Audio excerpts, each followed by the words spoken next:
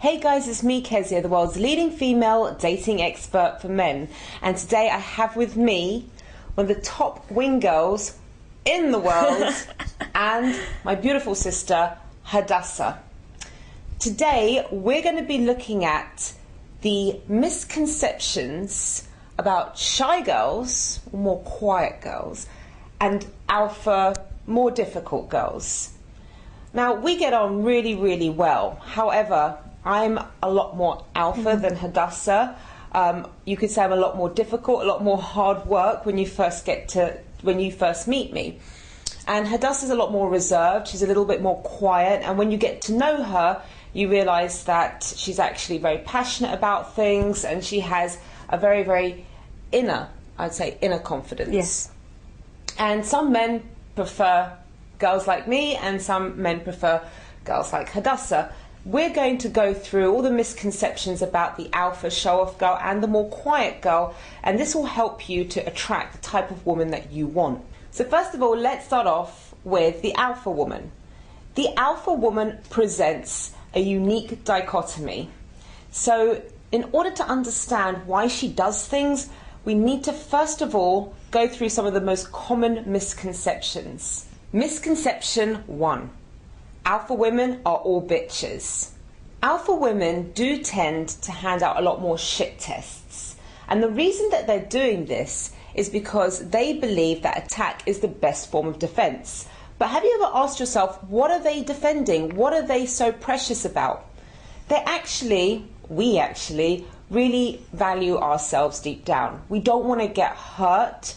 And when an alpha woman falls for a guy, she's very loving. She gives him her all. She gives him her whole heart. And you've always said that very, very much so about your more alpha female friends. Once they fall in love, that's it. Yeah. So we tend to consider that that's more precious to us, and we will defend ourselves. And also, the shit tests are a way for us to find out if the guy can handle a girl like us. Another important thing is that we will sometimes hand out shit tests, and we will come back with very cocky, sometimes very caustic responses to when guys speak to us or ask us questions, because in fact we are still responding in a way that is congruent to our mask. So when I go around and I think that I'm Queen Bee and I'm walking around the club, and guys will treat me like this difficult woman, like this super bitch, my responses will be congruent with the mask in which they're speaking to still. Yes. And we actually talk about this quite a lot in the Deep Connection DVD. We explore that a lot more. But that's the first misconception. You can't believe that all alpha women are bitchy. It's a way to defend themselves. They're sending out shit tests because they want to protect themselves. But once you've got past those shit tests and we start falling in love with you, it's the real deal. Second misconception. Alpha women want to dominate men, even in bed. Wow, this is so inaccurate. It's actually very tiring, always being the boss, making all the decisions, being the always being the show-off, always trying to be the star of the show. So when a guy comes along and he's making the decisions and he leads us, it can be a great relief. Now, the part about being dominant in bed, I can't stress to you how wrong this is. Most alpha women want to actually be dominated in bed. Now, I'm not talking about what degree, how far that goes, but they do usually prefer a man who can be the dominant force in bed, let's put it that way. Third misconception, you need to be financially successful in order to attract alpha women. You don't even have to be successful. You need to be totally unapologetic. Yes, alpha women are looking for men who are totally unapologetic and who can look after themselves. It doesn't have to be financially. It's more you're in charge of yourself. You're in charge of, you can control your emotions. You know where you're going in life. You have a clear plan, a clear idea. That, for us, speaks volumes. You don't actually have to be successful in the sense that you have to have the best car, the best job. Alpha women like to be taken care of emotionally. So if you show that you are very confident in bed, and alpha women really, really respond very well to men who are very confident in bed. And you're confident in yourself, and you can take care of her on an emotional level, meaning that you can hold her, you can make her feel safe, you can be the rock in her life, because alpha women are often pretty weak underneath, and they need to have somebody stronger than them that they can go back to, that they can rely on, that they can build strength from. You can do all that, you can convey all that without having to have the best job in the world.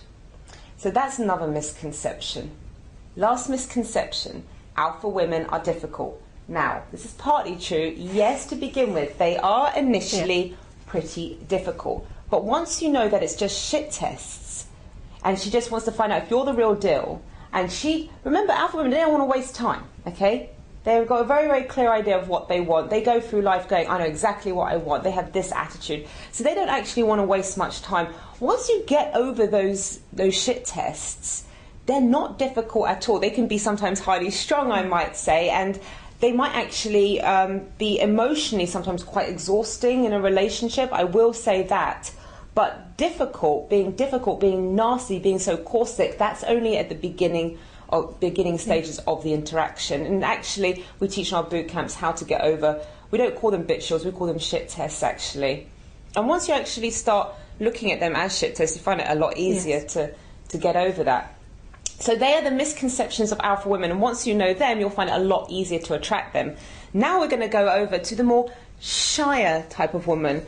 Tell me some misconceptions about shy girls that men have. Well, I think the first misconception is that shy girls are automatically nice girls. They are quiet, and therefore they aren't giving you shit tests, and therefore they're a lot easier to deal with. I think actually you need to look at it in a different way. Shyness is the introverted girl's shit test. That's a good way of looking at it. It is the way of looking at it. I would say it's our defence. Yeah. It's an introverted girl's defence. Now, I am not really as shy as I used to be, so I'm saying it more in hindsight and be able to work it out now.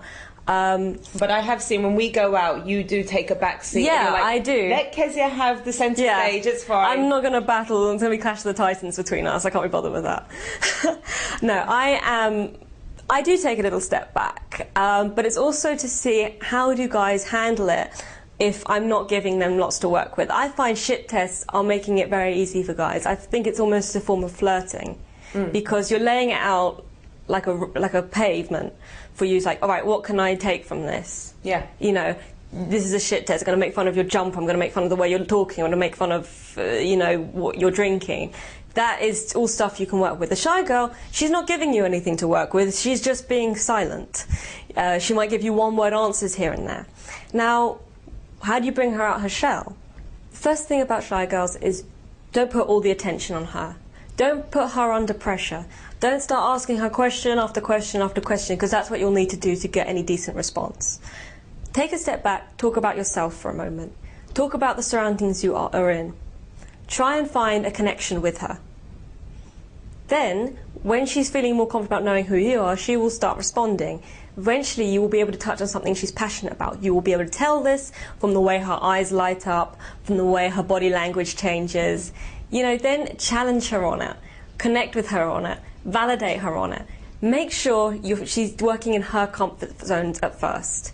Then, as she gets her confidence in that field, as she will, suddenly you can expand the topics, talk to her more about herself. The ice is broken.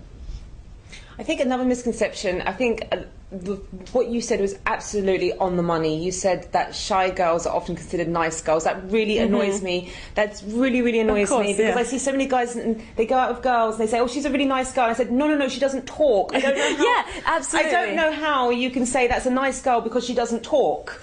An introverted girl, how can you tell exactly? I mean, it's like meeting an alpha girl on her first meeting. Say, oh, she's a bitch. That's it. End of. That's the first thing that a lot of people will say about. But you will agree that once you get to know them, you can see that they can be a bitch or they can be a lovely person. They can be very loving. They can be loving. They can be a bitch. You have to find a way and see. You've got to see their personality. Introverted girls, exactly the same things. They could be the biggest bitches you've ever met. Well, but they could be lovely. I find shy girls are actually from my experience, a lot tougher than alpha girls. Deep down, they've got they've got a toughness that alpha girls don't possess so much. It's almost like when you say... alpha girls, it's all very front and it's trying to prove something. It's like looking at the bullied and the bullies. So you say someone is a bully, they think there's a weakness about them. And someone who's been bullied actually has a strength because they've built up, you know, an inner strength where they've had to deal with something. And I often find that shy people have often been bullied in the past, and their defence mechanism is not to go and make friends with them, not to try and get involved with anyone, to watch. They watch the scenes, trying to work out who's good to make friends with, who's all right. Is there any, when I've noticed, like, sometimes I have spoken in other videos how the way that you show IOIs is completely different to me, and I think it's another shy girl, alpha girl difference. Alpha girl will become a lot louder, a lot more brash. I'd start becoming like a caricature of myself and she knows when I like someone. And I know when you like someone because you start going in and I become very awkward and don't want to make a fool of myself in front of the guy I like. You know, you sometimes, looking over at the guy, if he catches my eye, I'm going to look away. It's like this very old-fashioned kind of game where it's very different to the alpha girl, what she does. So shy girls, not necessarily boring, but it does take a lot more to get to know them. They are more difficult, in fact, than the alpha women because they're sending out less information. They're withdrawing themselves, holding themselves back a little bit, and also with indicators of interest, it can be quite difficult to spot. Yeah, and I think the other misconception is that shy girls sometimes say don't have much personality. It's just not. I've said that. Sometimes you introduce me to some of your friends, and I'm like, she has no personality. That person. It's like, no, she's quiet. Give her time. Give her time. Let her and come then out I've her got shell. to know them, and they have been absolutely. Because quiet people, they do pay a lot of attention to what's going around them. They're not, they notice things because they're not making a big scene. They're observers. They do observe. Voyeurs. They are voyeurs. And they spend a lot of time reading and researching perhaps and learning about something and have a lot of knowledge. But they don't bestow it on everyone straight away. Okay, guys, well, listen, you might prefer the more quiet girl, you might prefer the louder girl, but I think that what we've given you here today is we've broken down, we've done some myth-busting, gotten rid of some of those misconceptions about the two different types of women. I think the best thing is if they find someone who's sort of in between, don't you? Yeah, or you know what, take a chance to get to know them. That's probably the best idea. But I know some men, but it's pointless in saying that because on my boot camps I say to the men, come on, who wants a difficult alpha woman like me? And literally about 30% will put their hands up and go, me, and that's their type, and that's it. And the others, which is usually the majority, will prefer a more quiet girl. Yes. They usually like these extremes, I find. Yeah. So guys, if you want to find out more about myself, my incredible team of instructors, I have other wing girls also on the team, check out the website www.kezia-noble.com. Don't forget to subscribe to this channel. Are you ready to say goodbye, Hadassah? Yep. Bye. Bye.